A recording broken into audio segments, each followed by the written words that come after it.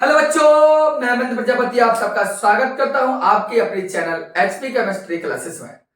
बच्चों, जैसा कि आप व्हाइट बोर्ड पर देखते हैं, ये क्लास 11th का लेक्चर है जिसमें केवल हम आपसे बात करेंगे law of conservation of mass, द्रव्यमान संरक्षण के नियम पर।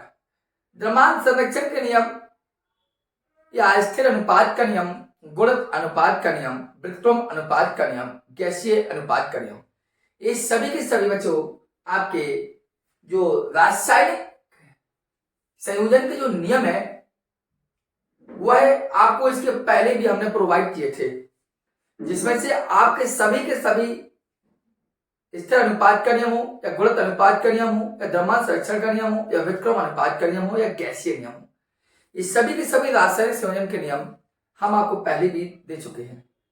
अब हम क्रम बाई क्रम करके एक बार फिर आपसे अच्छे से बात करना चाहते हैं, क्योंकि ये नियम आपको अनिवार्य है बनना जानना। ठीक है, आइए law of conservation of mass के बारे में बात करें।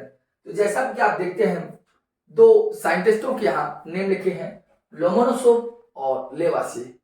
लेवासिए के बारे में आप अच्छे से जानते होंगे। लेवासिए के बारे में आप अच्छे से जानते होंगे, इसे फादर ऑफ केमिस्ट्री कहा जाता है, रसायन विज्ञान के इनको जनक माना जाता है। तो लोमोनोसोव और बोले तो लेवासिए ने 1774 ईस्वी में law of conservation of mass नियम का प्रतिपादन किया था। ठीक है, इनका कहना क्या था, ये बताना क्या चाहते थे द्रव्यमान संरक्षण के बारे में। द्रव्यमान संरक्षण के बारे में ये क्या बताना चाहते थे और इनके बारे में क्या जानकारी है। तो बताना ये चाहते थे ये कि द्रव्य जो होगा, कोई भी रासायनिक अभिक्रिया होगी, किसी भी रासायनिक अभिक्रिया में इनका कहना था कि कोई भी केमिकल रिएक्शन हो, उस रासायनिक अभिक्रिया में जितना अभिकारक होता है उतना ही उत्पाद होता है, जितना अभिकारक होता है उतना ही उत्पाद होता है। अर्थात कोई भी रासायनिक अभिक्रिया हो, चाहे ऑर्गेनिक की, उनका कहना मतलब है, और चाहे इनऑर्गेनिक की हो, सभी की सभी किसी भी रासायनिक अभिक्रिया में जो अभिकारकों का कुल द्रव्यमान है वो उत्पादों का कुल द्रव्यमान है क्या होगा, बैलेंस होगा, बराबर होगा। मतलब किसी रासायनिक अभिक्रिया में द्रव्य ना तो उत्पन्न किया जा सकता है और द्रव्य ना तो नष्ट किया जा सकता है। कोई भी रासायनिक अभिक्रिया हो, इनका कहना था कि द्रव्य ना तो उत्पन्न किया जा सकता है और ना ही नष्ट किया जाता है। ये बात ये तो उन्होंने तो 1774 ईस्वी में जानकारी दी, लेकिन इस बात को आप बहुत समय से जानते हैं। श्रीमद् भगवत गीता में इस बात की जानकारी हमारे श्री कृष्ण ने भी दी थी कि एनर्जी होगी उसको ना तो नष्ट कर सकते हम, ना ही उत्पन्न कर सकते हैं। यही तो होता है, द्रव्य ना तो उत्पन्न हो सकता है और ना ही नष्ट हो सकता है। यही श्रीमद् भगवत गीता में भी लिखा है कि ऊर्जा ना तो उत्पन्न होती है ना ही नष्ट होती है। अर्थात आत्मा को नैनम सिद्धांति दहति पावका शस्त्राणी, मतलब इस प्रकार का जो श्लोक लिखा है उसमें भी जानकारी दी है। यही law of conservation of mass के अकॉर्डिंग है कि आत्मा को ना तो नष्ट किया जाता है, ना ही उत्पन्न किया जाता है, ना पानी जला सका, आग जला सकती है, पानी सुखा सकता है, इस टाइप की चीजें। वही law of conservation of mass में भी आपको जानकारी दी कि कोई भी रासायनिक अभिक्रिया, देखे मेरी बात को जानना, किसी रासायनिक अभिक्रिया में, किसी रासायनिक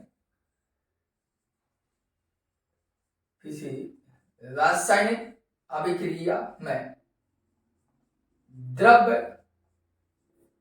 ना तो उत्पन्न होता है और ना ही नष्ट होता है। इसे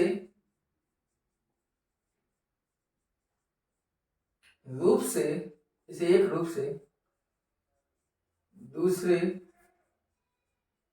रूप में परिवर्तित किया जा सकता है। ठीक है, मतलब किसी भी रासायनिक अभिक्रिया में द्रव्य ना तो उत्पन्न होता है और ना ही नष्ट होता है, इसे केवल एक रूप से दूसरे रूप में हम क्या कर सकते हैं, परिवर्तित कर सकते हैं। ठीक है, अर्थात कहने का मतलब था कि जो अभिकारक है, मतलब जो अभिकारकों का कुल द्रव्यमान, टोटल जो मास निकलेगा वो बराबर होगा उत्पादों के कुल द्रव्यमान। मतलब जो अभिकारकों का जो कुल द्रव्यमान निकलेगा वो उत्पादों के कुल द्रव्यमान के बराबर होगा, मतलब दोनों का द्रव्यमान बराबर होगा। जैसे एग्जाम्पल हमसे ले लीजिए, जैसे CaCO3 कैल्शियम कार्बोनेट, इस अभिक्रिया को हमने कराया तो calcium oxide plus carbon dioxide बाहर, कैल्शियम कार्बन को इक्वल किया तो कैल्शियम ऑक्साइड और कार्बन डाइऑक्साइड बाहर निकले। ठीक, कि कैल्शियम कार्बोनेट से, इस कैल्शियम कार्बोनेट से आप क्या देखते हैं, कैल्शियम ऑक्साइड बने और कार्बन डाइऑक्साइड आपके बन के तैयार हुई। इस पर दिखाई दे रहा है आपको, कैल्शियम कार्बोनेट से कैल्शियम ऑक्साइड बनी और कार्बन डाइऑक्साइड बन के तैयार हुई। ठीक, अब ध्यान देना, मेरी बात को अच्छे से समझने का प्रयास करेंगे आप। यहां पर अभिकारक कौन कराया है, कैल्शियम ऑक्साइड कैल्शियम कार्बोनेट, उत्पाद क्या हुआ, calcium oxide and carbon dioxide. तो देखो अभिकारक को कुल द्रव्यमान निकालो, अभी कारकों का अगर हम कुल द्रव्यमान निकालें तो देखो ये कैसे निकलेगा, एक कुल क्या होगा, कैल्शियम कार्बोनेट, यही है, निकालेंगे तो क्या होगा, कैल्शियम का आप जानते हैं कितना होता है 40 और प्लस लगाएंगे कार्बन कितना होता है 12 प्लस ऑक्सीजन कितना होता है 16 into 30, तो आप दिखाते कितने का 12 टोटल मेरे हिसाब से 100 निकलेगा, 100 ग्राम द्रव्यमान होगा सब उधर क्या होगा 100। अब इसी प्रकार आप उत्पादों का द्रव्यमान कर दीजिए, उत्पादों का कुल द्रव्यमान, यदि दोनों बराबर आ गए तो समझ जाना उत्पाद बराबर है, मतलब द्रव्यमान संरक्षण नियम सही है। क्या क्या है, calcium oxide and carbon dioxide, क्या होगा कैल्शियम का 40 ऑक्सीजन का 16, फिर बीच प्लस लगा कार्बन 12 प्लस ऑक्सीजन 16 बना दो, इससे करेंगे तो इससे कर देगा 100 ग्राम। आप कैसे उधर कर लीजिए, अर्थात जो रिजल्ट इक्वल टू प्रोडक्ट बराबर है, इसका मतलब है द्रव्यमान संरक्षण का नियम तुरंत है। समझ बात है, मेरा कहने का मतलब है द्रव्यमान संरक्षण जिसे law of conservation of mass कहते हैं, इसमें यही जानकारी दी जाती है कि जो अभिकारक होंगे उनका जो टोटल मास निकलेगा वो प्रोडक्ट के टोटल मास के बराबर होगा।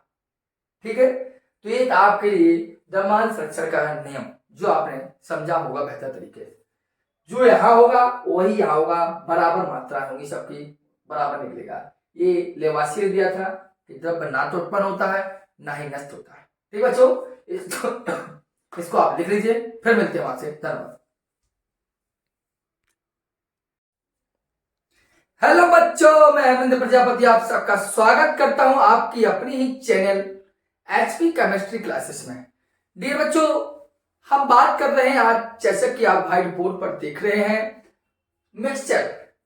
आपको पता हो कि त्योहार में, दीपावली के इस महोत्सव में हम जो आने वाले हैं दीपावली, आपको ज्यादा लोड ना पड़े पढ़ाई का, इसलिए हम आपके लिए छोटे छोटे लेक्चर लेकर आ रहे हैं जो आपके लिए नॉलेजेबल बहुत ज्यादा है, अति आवश्यक है।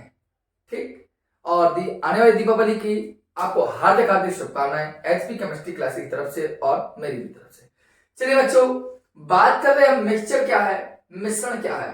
तो मिश्रण की छोटी सा वर्ड लिखा है कि इसमें अवयवों के गुण परिवर्तित नहीं होते, अर्थात जो मिक्सचर आप बनाओगे उस समय, जो मिश्रण बनाते समय आप जो भी कुछ डालोगे, जो भी कुछ शक्कर का या किसी भी धूल मिट्टी कण नमक किसी का भी डालोगे, तो उसमें जो अवयव होते हैं वो कभी भी परिवर्तित नहीं होते हैं, अर्थात मिश्रण में अवयवों के गुण कभी परिवर्तित नहीं होते हैं।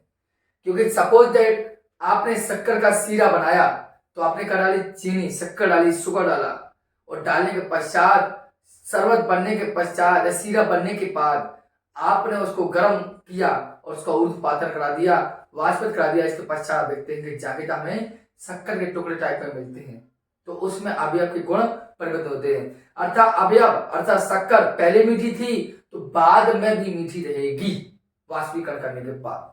ठीक है, जैसे व्यवहार वगैरह में भी आपने देखा होगा कि रसगुल्ला का सीरा बनता है गुलाब जामुन का, तत्पश्चात जब गुलाब जामुन कंप्लीट खत्म हो जाते हैं, इसके पश्चात उसका जो सीरा होता है उस सीरे को आप करते हैं गर्म करते हैं, भट्टी पर फिर लगा देते हैं, जिससे क्या हो केवल की चाकिता हमें शक्कर प्राप्त हो सके। तो तब उस शक्कर को भी आपने चख के देखा, तब भी मीठी थी और सीरा बनाने से पहले भी मीठी थी। इसका मतलब है कि अवयव के गुण कभी परिवर्तित नहीं होते। मिश्रण का मतलब यह होता है। अगर हम जैसे बात करें मिश्रण कौन कौन से हो सकते हैं, तो आप तो एक तो व्यवहारिक रूप से हर बच्चा जानता है वायु, हर बच्चा जानता है वायु। अगर वायु देखें और वायु के साथ साथ देखें हम आयोडीन नमक, साधा नमक की बात नहीं करते हम, जो आयोडीन नमक है वह एक प्रकार का मिश्रण है। अर्थात वायु मिश्रण कैसे हुआ, तो वायु इसलिए मिश्रण है क्योंकि उसमें O2 भी पाया था, उसमें CO2 पाया था, उसमें नाइट्रोजन भी पाया था, ETC कई चीजें उसमें अंदर पाई जाती हैं वायु के पास, इसलिए वायु क्या होगा, ये मिश्रण होगा, जबकि ऑक्सीजन एक तत्व होगा। आयोडीन नमक की जगह तो आयोडीन के अंतर्गत आयोडीन नमक में NaCl तो होगा ही, नमक चाहिए, और प्लस में क्या होगा NaI, यह दोनों का मिलकर आयोडीन नमक बनता है। अर्थात मिश्रण आपने जान लिया। अगर मिश्रण को आगे देखें तो मिश्रण दो टाइप का होगा, ये दो टाइप का होगा, ये दो टाइप का होगा, एक समांगी मिश्रण जिसे होमोजीनियस मिक्सचर कहते हैं, होमोजीनियस मिक्सचर कहते हैं। अगर होमोजीनियस मिक्सचर की बात करते हैं तो इसमें जो अवयव होते हैं, इसमें अवयव आपस में समान होते हैं, इसमें अवयव आपस में समान होते हैं, ये कहलाता है मिश्रण।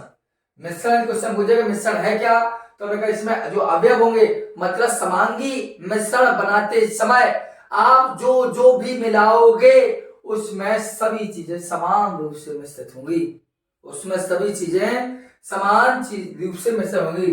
जैसे आप देखिए मिल्क शेक, आपने मार्केट वगैरह में देखा होगा मिल्क शेक बना होता है, इस क्या है होता है समांगी मिश्रण होता है। समुद्री जल देख लीजिए आप, समुद्र का जो जल होता है वह भी समांगी मिश्रण होता है। आप ओनली नमक देख लीजिए, जो जिसे हम सोडियम क्लोराइड कहते हैं, ओनली सोडियम क्लोराइड, कोई चीज मिलाएंगे नहीं उसमें, सोडियम क्लोराइड, ओनली हीलियम देख लीजिए और एटसेट्रा देख लीजिए, समझ बात को। समुद्री जल आप जानते हैं समुद्र कितनी जगह नहीं घिरे हुए हो, और चाहे जहां से उसको चखिएगा हमेशा नमकीन ही लगेगा, कहीं ऐसा नहीं, कहीं ऐसा नहीं दिखाई देगा आपके, कहीं यहाँ नमकीन दिखाई दे रहा है तो यहाँ मीठा दिखाई दे रहा है, हर जगह नमकीन ही लगेगा समुद्री जल। इसलिए हम बताया कि मिल्क शेक है समुद्री जल है, और नमक लिख लिया नमक, ये सोडियम क्लोराइड और हीलियम, ये सभी के सभी समांगी मिश्रण है, सभी की सभी क्या है समांगी मिश्रण। दिया एक एग्जांपल हम लास्ट में देंगे आपका। इसके बाद दूसरा मिश्रण है विषमांगी मिश्रण, और आपसे पूछा जाए कि विषमांगी मिश्रण क्या है, आपसे पूछा जाए कि विषमांगी मिश्रण क्या है, तो ध्यान दे लीजिए मैं बात कर देता हूं कि वे मिश्रण जस्ट उल्टा, वे मिश्रण इसमें अवयव क्या होते आपस में समान होते थे, तो इसमें अवयव समान नहीं होंगे, अतः वे मिश्रण जिसमें अवयव समान नहीं होते हैं, जिसमें अवयव समान नहीं होते। जैसे एग्जांपल आपको बता दें, एग्जांपल आप लिख लीजिए, जैसे हमने एग्जांपल लिखा जल प्लस CCl4, अर्थात पानी में अगर आप CCl4 जिसे हम पायरीन बोलते हैं, यदि इसको मिला दिया जाए तो आपका ये विषमांगी मिश्रण कहलाएगा। अर्थात दूसरा करें तो रेत जिस सिलिका बोलते हैं, रेत में नमक मिला दिया जाए तो भी विषमांगी मिश्रण कहलाएगा। बात समझ आ रही ना, तो जल में CCl4 मिला दें या रेत में नमक मिला दें तब भी होगा क्या, आपके सभी के सभी रेत में नमक मिला दें तब भी, एक मिनट रुकना, हेलो, चलिए बच्चे थोड़ा डिस्टर्ब हुआ। तो आप देखिए विषमांगी मिश्रण जैसे रेत व नमक, अगर इसी प्रकार आप देखते हो, अगर हमने जल लिया और सभी अधिकांश आपने देखा हो अपने व्यावहारिक जीवन में, पानी में आप एल्कोहल मिला देते हैं तो ऐसे मिश्रण को हम समांगी मिश्रण बोलते हैं। अगर समांगी और विषमांगी को अच्छे जानना है तो समझ लीजिए, जैसे एक गिलास आपका ये है, एक गिलास आपका ये है, इस गिलास में हमने पानी भरा, क्या भरा, पानी। इसी प्रकार एक गिलास आपका ये है, ठीक, एक गिलास सपोज दैट आपका ये है, इसमें भी हमने क्या भरा, पानी भरा, इसमें भी पानी भरा, ठीक। इस पानी में हमने थोड़ा सा नमक डाला अर्थात NaCl, और इसमें थोड़ी सी हमने सिलिका डाली या मिट्टी डाली, क्या डाली, मिट्टी, मिट्टी से आप बोलते हैं SiO2, मिट्टी डाली, ठीक। जैसे ही हमने इस पानी में नमक डालेंगे इसको अच्छे से घोल लेंगे, घोलने के बाद हम क्या करेंगे आपको पता है, अगर इसको पिएंगे, कहीं से भी पिए इसको, तो आप थोड़ा सा आप पिएंगे यदि इसको तो भी मीठा लगेगा, जब खत्म इधर तक को जाए तो फिर पीना तब भी मीठा लगेगा, मतलब इसका पूरा का पूरा वाटर मीठा क्या है, नमकीन लगेगा। लेकिन यदि आप पानी में मिट्टी मिला दें और घोल दें और थोड़ी देर बाद आप पिएंगे तो ऊपर का कम मटमैला टाइप लगेगा, और अंदर जाएंगे तो और ज्यादा मीठा टाइप का मटमैला टाइप लगेगा, और अंदर जाएंगे तो और मिट्टी की तरह लगेगा। अर्थात ऐसा मिश्रण जिसमें अवयव समान रूप से वितरित हो जाए तो समांगी मिश्रण, और ऐसा मिश्रण जिसमें अवयव समान रूप से वितरित हो उसे बोलते हैं विषमांगी मिश्रण। उसे क्या बोलते हैं, विषमांगी मिश्रण। बताइए समझ। अर्थात ये लेक्चर जो था आपके मिश्रण के बारे में आपको जानते हैं। लेक्चर HP केमिस्ट्री क्लासेस पर काफी सारी संख्या डाले हैं, आप देख सकते हैं, ठीक है। तो ये मिश्रण को आप पढ़िए, समझिए, विचार कीजिए, ठीक। धन्यवाद।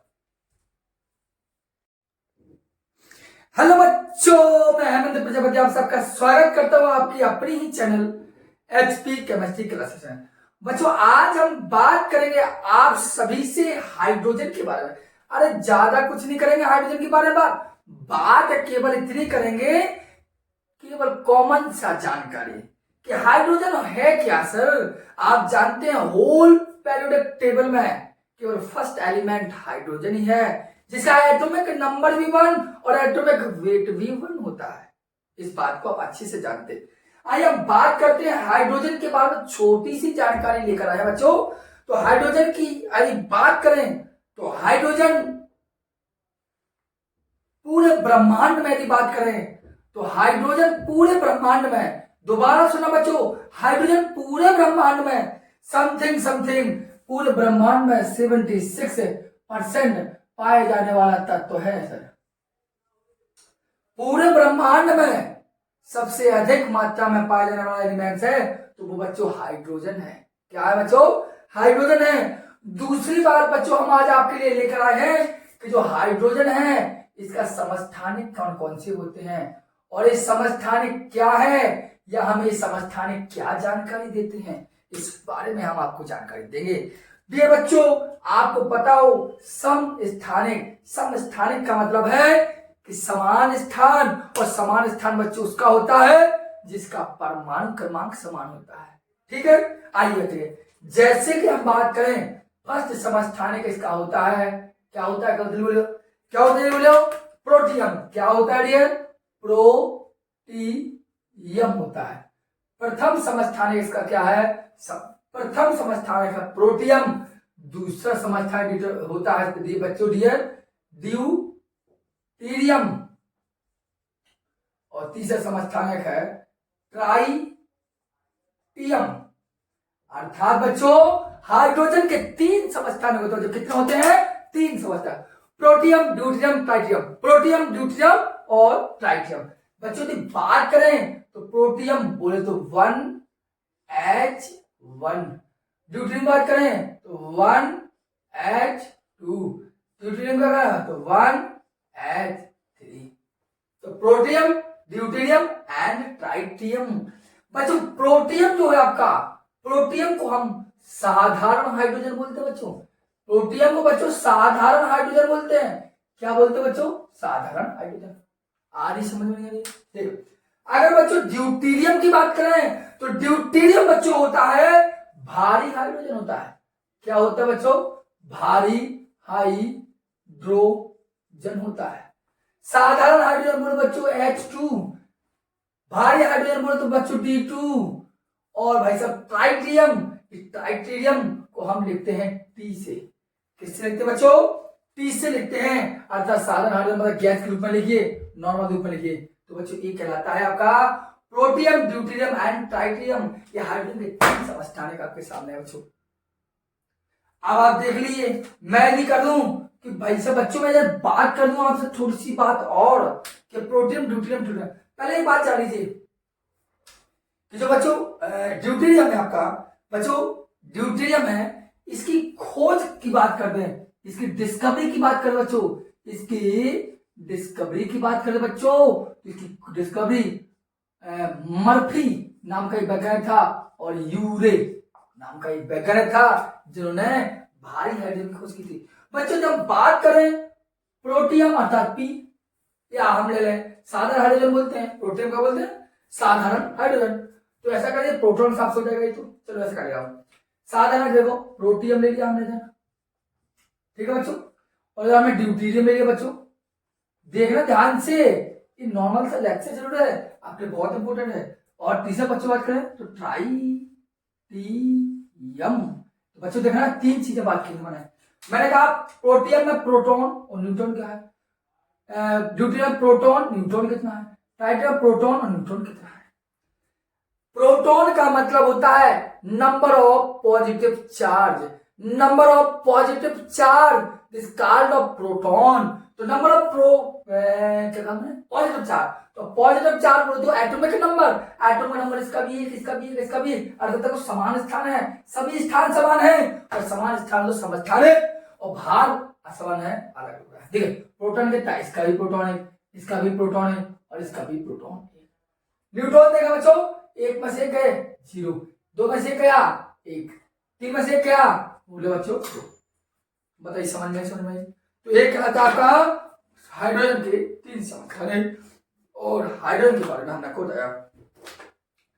अगर बात करें, हमने कहा ब्रह्मांड में हाइड्रोजन ही एक ऐसा तत्व है जो सबसे अधिक मात्रा पाया जाता है, 76% एलिमेंट्स है।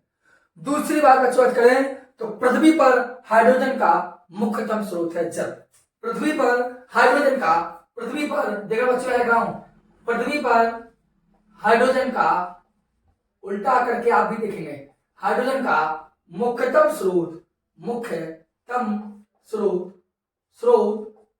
जल है। क्या है? जल है। क्या है? जल है।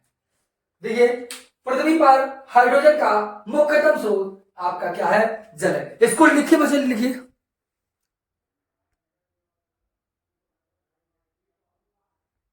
बात समझ में आ रही ना? पृथ्वी पर हाइड्रोजन का प्रमुख स्रोत कौन सा है जो आपके सामने स्पष्ट है? दोबारा एक बार रिवाइज करो। मैंने कहा hydrogen, hydrogen, protium, deuterium, tritium, protium 1s1, deuterium 1s2, tritium 1s3, सारा हाइड्रोजन एंड नॉर्मल हाइड्रोजन। 76% ब्रह्मांड सबसे ताकत पाया जाता है। पृथ्वी पर हाइड्रोजन का मुख्य स्रोतम स्रोत जल है आपका। इसके 3 समस्थान हैं जो हमने आपके सामने प्रस्तुत किया। बताइए बच्चों समझ में आएगा नहीं? ये छोटी सी जानकारी है, ये छोटी छोटी वीडियो आपके लिए बहुत इंपॉर्टेंट होगी, देखिए समझिए। ठीक,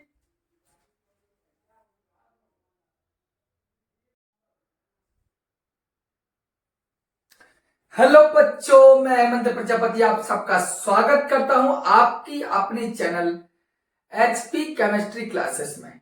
डियर बच्चों, जैसा कि आप पीछे देख भी रहे होंगे, कुछ हमने आपके लिए ड्रॉ करके रखा है। पहले से रखने का केवल एकमात्र कारण यही है बच्चों कि इस चीजों को आप बेसिक रूप से हमें समझाने में कम टाइम लगे। बच्चों आज की जो वीडियो होगी वो बहुत छोटी जरूर होगी, लेकिन आपके प्रत्येक क्वेश्चन को सॉल्व करने के लिए आपके लिए बहुत ही मददगार सिद्ध होगी। डियर बच्चों, हम आपको आज इनकी अकॉर्डिंग नीट और जेईई में पूछे जाने वाले जो क्वेश्चन होते हैं उनके सॉल्यूशन आप सरलता से आपको प्राप्त कर सकते हैं।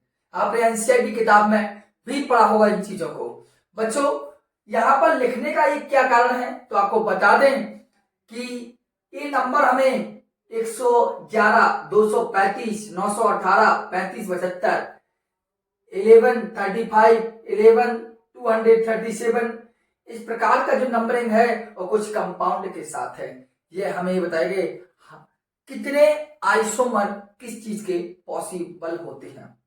How to possible isomer any compound, मतलब किसी यौगिक के जो आइसोमर होते हैं, समावयवी होते हैं, पूछ लिया जाए कि C4H10 के कितने समय बनेंगे, पूछ लिया जाए CH3OH के कितने समय बनेंगे, पूछ लिया जाए CH3CHO के कितने समय बनेंगे, पूछ लिया जाए C2H5OH के कितने समावयवी बनेंगे।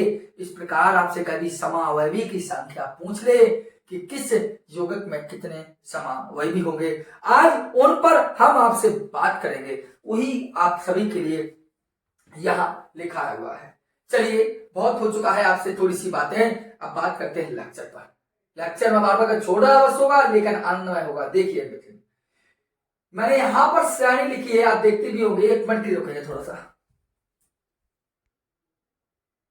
देखिए यहां आप देखते हैं मैंने लिखा एल्केन, मतलब जो जो सारणी आपको दिखाई ये एल्केन से संबंधित है। आप इतना तो जानते हैं एल्केन का फॉर्मूला होता है CnH2n+2, CnH2n+2 alkene, CnH2n alkene, CnH2n-2, CnH2n+2, CnH2n-2, बोले तो एल्केन, बोले तो एल्कीन, बोले तो एल्काइन।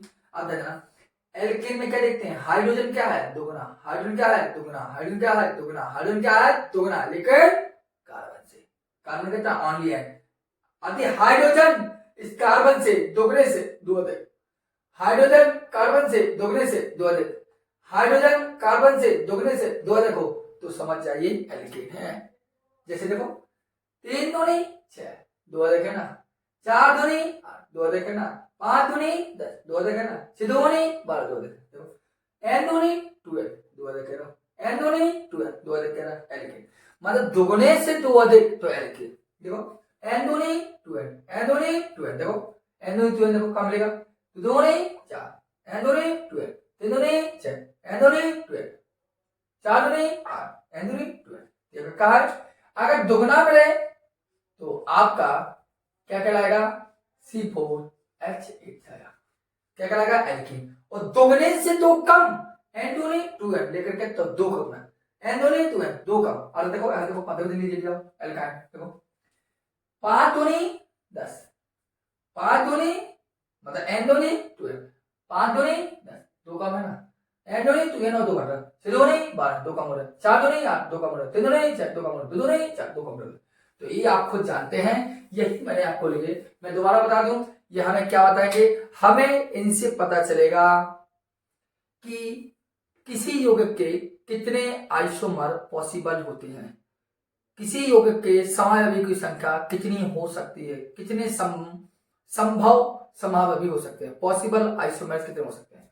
तो सबसे पहले यदि कंपाउंड आपका एल्केन कैटेगरी का हो तो आपको ये नंबर पर याद करना है, बाकी वेरी स्लो, ये नंबर पर याद करना। देखो ये methane, ethane, propane, butane, pentane, hexane, heptane, octane, nonane and decane, non deck होता है।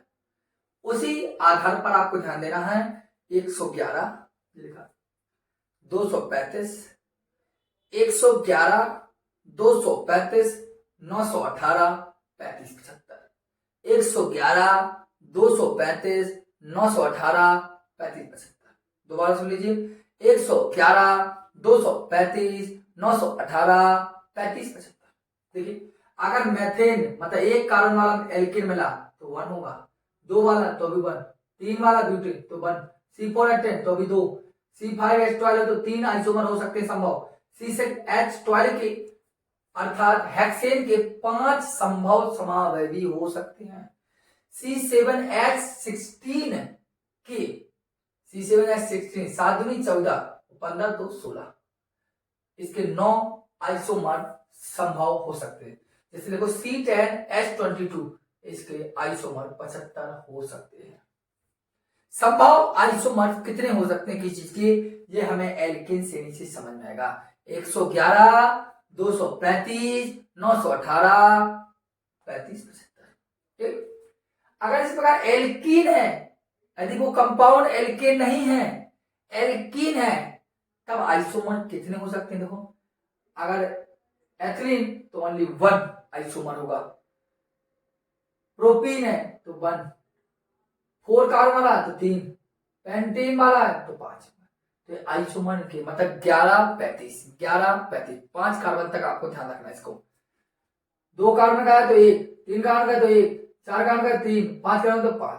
ये आइसोमर आपको ध्यान रखना है। इसी प्रकार एल्काइन, तो देखिए आप, अगर एसिटिलीन है तो ओनली 1, अगर प्रोपिलीन है तो भी 1, ब्यूटिलीन है तो 2, पेंडिलीन है 3 और हेक्सिलीन है तो 7।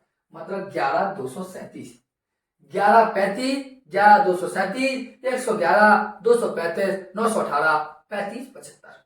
ध्यान देना आपको। अगर ऐसी एल्काइल ग्रुप का हो, कोई एल्काइल ग्रुप का हो तो CH3 किनारे 1 होगा, अगर ये एल्काइल तो 1, और C3 वाला हो तो 1 2, C4 वाला तो 4, C5 वाला तो एल्काइल। अगर एल्काइल ग्रुप हो तो उसके लिए आपको इतनी प्रोसेस, जैसे एक एग्जांपल आपके सामने भाई बोर्ड पर स्पष्ट रूप से है कि C6H14 वाली एल्केन के, अब इधर एल्केन कह दिया, अगर ना कहता तो तुम देखो सिदोनी 12, कितने देखें 2 देखें, तो बस एल्कीन कहलाएगी आपकी, दुगने से 2 अधिक।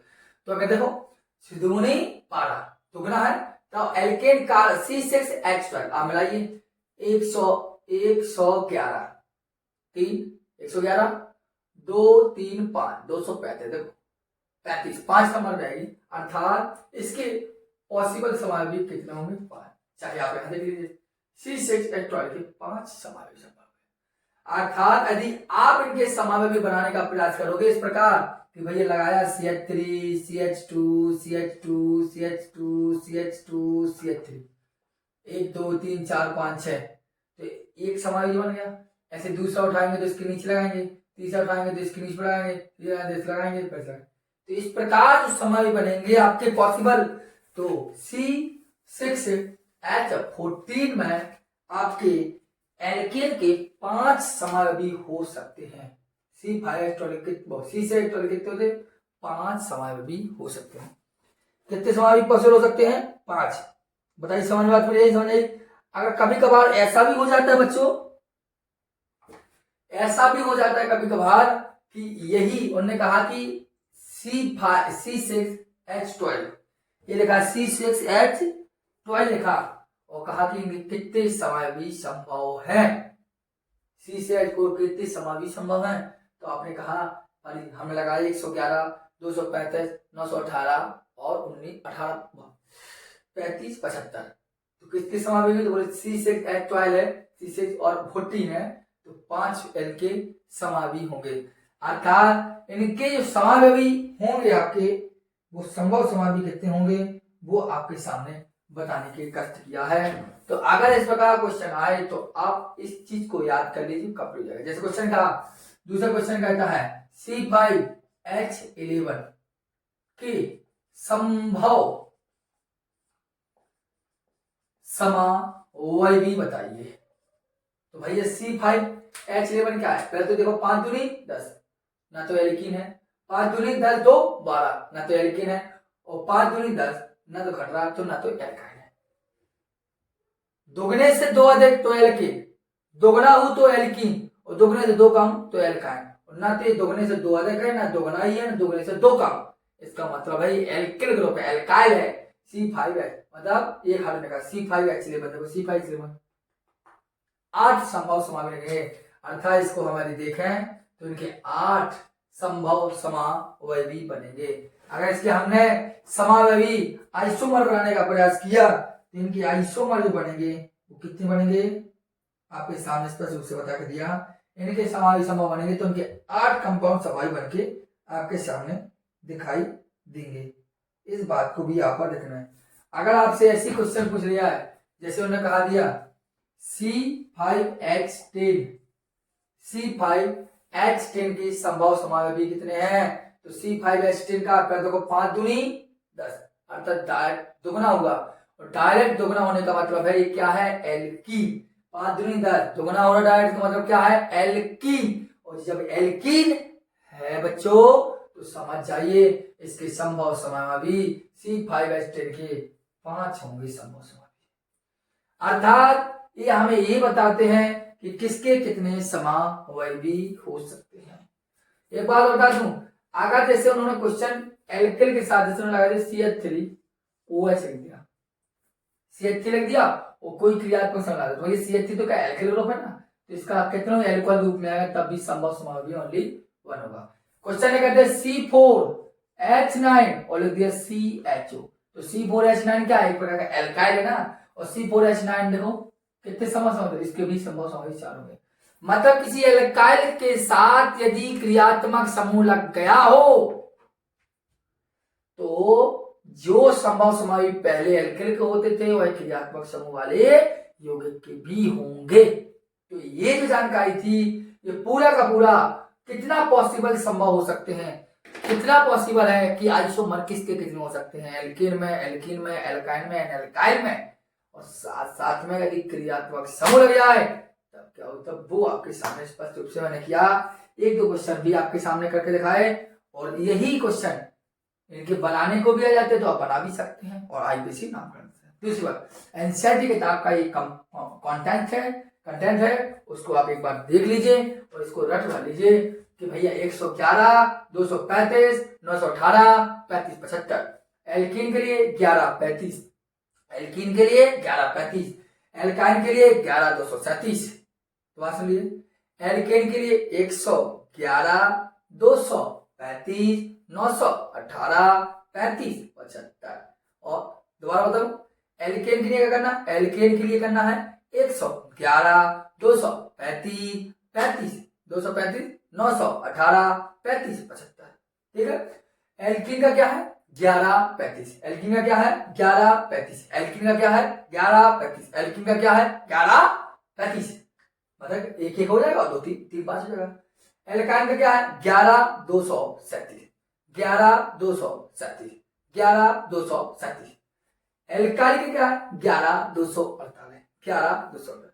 इन चीजों को आप रिवाइज कर लीजिए तो आपका समझ जाइए क्वेश्चन कंप्लीट हो जाएगा और आपको काफी अच्छी जानकारी हो जाएगी कि कैसे किसी यौगिक के लिए हम संभव समावधि ज्ञात करते हैं। ये छोटी सी वीडियो आपके लिए बहुत इंपॉर्टेंट है जो हमारे हिसाब से आपके लिए काम आएगी।